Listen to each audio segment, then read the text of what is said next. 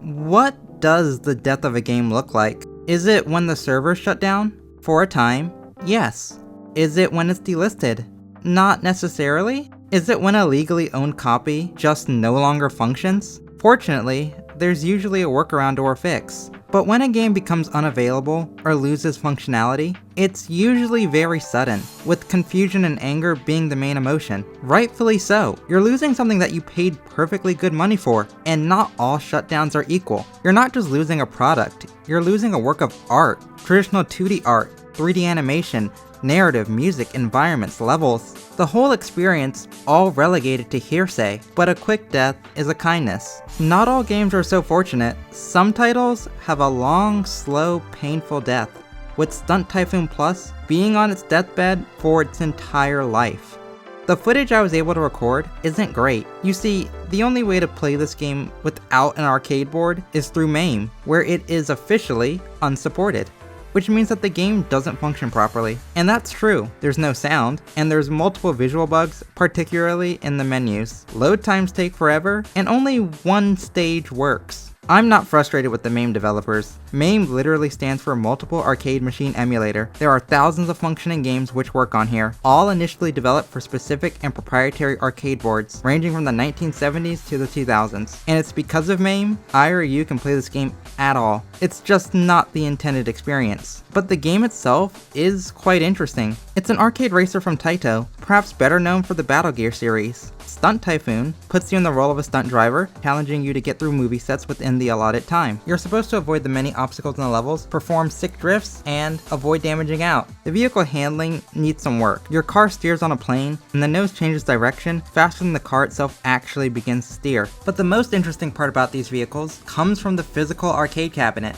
It features a handbrake, and for good reason, as mastering the handbrake turn really makes you feel like an action hero. The handbrake itself makes initiating drifts easy, giving you a generous angle, but leaves it up to you to control the slide. Presentation wise, there wasn't enough consideration taken for the 4:3 aspect ratio, meaning a lot of the chaos either happens off screen or in the corner of your eye. However, from the gameplay side, I do appreciate that Stunt Typhoon allows you to screw up, but doesn't punish you too heavily on the normal difficulty, while at the same time, it's a game that has no issue bonking you into the ocean. Should this happen, your run is still recoverable. It'll be close, but it's doable. And in classic arcade fashion, well, this level in particular, Stunt Typhoon plants enough seeds to make you want to aim for a better run. The green gates placed around the stage subtract time from you if you miss them, but so long as you maintain a decent speed, you can afford to skip a couple on the normal difficulty. Once you finish your run, and like the unrelated Stuntman games which followed it, completing a level lets you watch the scenes back from a cinematic angle. Flaws included, although unlike the Stuntman games, you don't get any CGI cutscenes bridging the driving scenes. Worry not though, context is provided in the loading screens. The plus part of Stunt Typhoon brings the score attack mode. It's the same levels as normal mode, with the ability to bring a different machine. Here, you'll play through every level in one run, unlike the normal mode which is segmented. There are far more points gates spread throughout the level, and the time constraint is a fair bit tighter. Bringing your A game here is a must. Comparing it to the Stuntman games which came afterwards, a subgenre I previously thought only consisted of 3 entries, it's far more simple. There are no specific actions or stunts to perform, there's only 3 levels, and yeah, the driving could use some work. And that core thing, driving, doesn't make a good impression. And the game never tells you,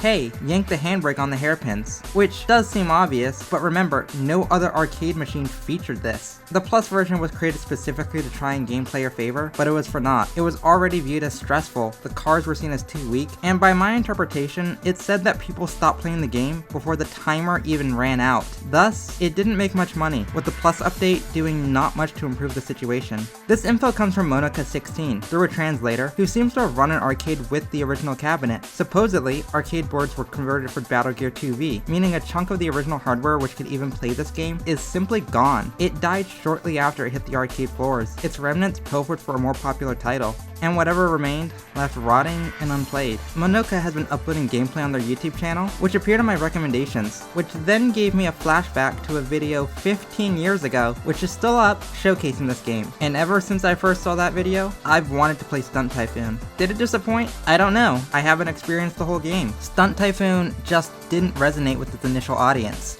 but that doesn't mean it should be rendered unplayable. Stunt Typhoon clearly has a sense of humor, and more to give. It's got some sauce, and no one would have known it if it weren't for the videos Monoka has been uploading direct from the arcade board. Video game preservation is turning around. Cancelled games are being finished and released, licensing nightmares are available for purchase, niche fighters are back online, E-Racer is available on Steam today, and all of this before we even get into the homebrew scene.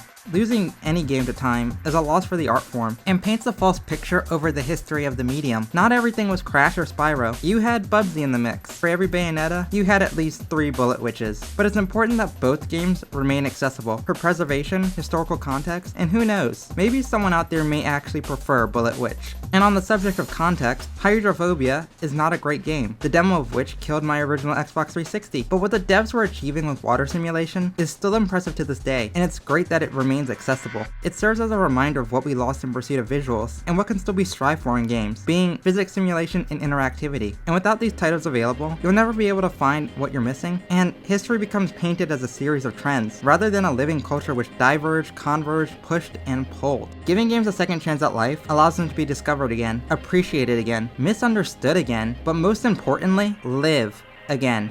So why am I making this case to you, the viewer? Well, assuming you've made it this far and the video reaches at least 5 people, Taito as a company does seem interested in re-releasing their legacy games. The company has actively been creating new compilations, developed with studios such as M2, but most importantly, Hamster Corporation. Hamster has been doing the Arcade Archives releases and are the studio behind bringing back Ridge Racer on June 5th as a part of Arcade Archives 2, a new line focusing specifically on 3D games. So you have a company that resurrects older titles, which has previously and continues to work with the owners of Stunt Typhoon, a game which has no licensed cars, no licensed music, and a developer actively looking to expand into 3D arcade titles.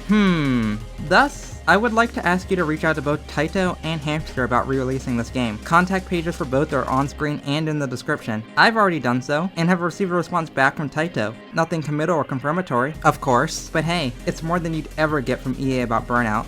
Edit, Hamster also got back to me. Again, says nothing, but I find it interesting that I got a response when their website specifically states that they don't respond to title requests. Maybe this is just some copium, I don't know. But please, send both Taito and Hamster Corporation a message, however long or short. Even if they do decide to bring back this game, who knows how long it will take. But let us at least try, as the story of Stunt Typhoon is incomplete, and it just cannot be played properly without having access to whatever original arcade hardware still exists. The initial reactions to the game were perhaps a bit too reactionary. Not every game, particularly racing games, get off the line well. It's not until later that they're reevaluated, reconsidered, without the weight of the original launch. But by then, it's usually too late for anyone else to jump in. Here, however, with Stunt Typhoon and the parties involved, I believe there's a chance to save at least one.